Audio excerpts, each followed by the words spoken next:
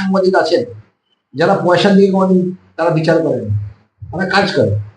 আজকে আমি খবর সংখ্যা পত্রিকা চালাই, 2017 সাল থেকে খবর সংখ্যা পত্রিকা চলছে। আমি কত পয়সা প্রফিট করেছি আমি এক মিনিটে জানি না, আমি জানি আমার ঘরে বসা খরচা। 2017 সাল থেকে আমার কাগজটা মাসিক পত্রিকা, আজ পর্যন্ত এমন কোনো দিন যায়নি যেদিনকে আমার পত্রিকাটা ছাপা হয়নি। ডিউ টু করোনা পিরিয়ড যখন সব বন্ধ, তখনও কিন্তু পত্রিকা ছাপা হয়েছে। এবং তার প্রমাণ আপনি যদি হাওড়া, যদি আপনি ডিএম অফিসে চলে যান, ডিআইসি অফিসে চলে যান, তার প্রমাণ পেয়ে যাবেন। আপনি যদি পিআইবি অফিসে চলে যান, দিল্লির পিআইবি অফিসে চলে যান, সেখানে প্রমাণ পেয়ে যাবেন। আর তারা আমাদের একটা বছরের শেষে একটা রেগুলারিটি সার্টিফিকেট দেয়, সেখানে আমাদের কোন মাসে কত তারিখে কাগজটা বেরিয়েছে সেটা সেখানে লেখা থাকে একদম।